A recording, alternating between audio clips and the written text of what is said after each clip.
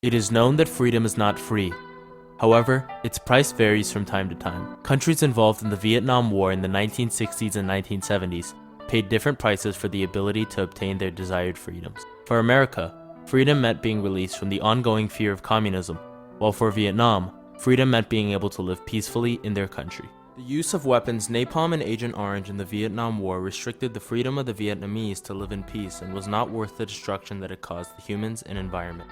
America entered the Vietnam War in increments spanning from 1950 to 1965, beginning with President Truman aiding the French in their goal to keep Indochina as a colony. The French were defeated, and the Americans shifted their support to South Vietnam, the non-communist portion of the country. President Lyndon B. Johnson entered office in 1963.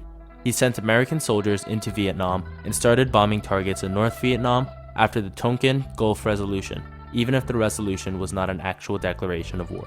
The article titled Weapons of the Vietnam War on History.com describes the two chemical agents used by the United States in South Vietnam and the Vietnam. Napalm is a jellied gasoline that, when ignited, releases carbon monoxide and sticks to multiple surfaces, including human skin, burning for up to 10 minutes. It was used in the war from 1965 to 1972 in bombs and flamethrowers, destroying much of Vietnam and harming many civilians and guerrilla fighters.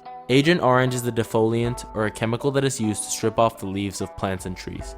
19 million gallons of the chemical herbicide were sprayed over approximately 4.5 million acres of land in Vietnam from 1961 to 1972. It was originally intended to only destroy the forest and food sources in an effort to harm Vietnamese troops hiding within the foliage. Napalm, which reaches very high temperatures, burns what it comes into contact with, hurting anybody in a close blast radius. Napalm also releases carbon monoxide, which according to e-medicine can cause hypoxia, or the lack of oxygen reaching the tissues, and asphyxia, also known as the death or unconsciousness from a lack of oxygen to the body. This made it extremely dangerous to come into contact with napalm, as it was rare to survive from sustaining injuries. Agent Orange, on the other hand, according to the Agent Orange record, contaminated the water and destroyed crop fields that were an essential food source for the Vietnamese. According to the Agent Orange record, Agent Orange left the jungle barren. The chemical herbicide contributed to soil erosion, water contamination, a decrease in biodiversity, and the destruction of an ecosystem.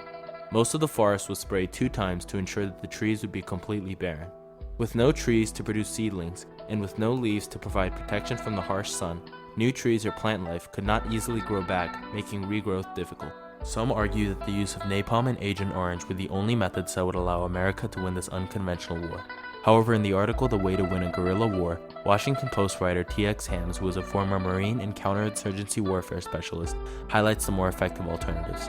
For example, the US could have fought against the guerrilla fighters by winning over the country politically. Hams argues that counterinsurgency is not about killing insurgents, but about providing security and the hope for a better future. If a government cannot give these people both, the insurgents will overthrow it.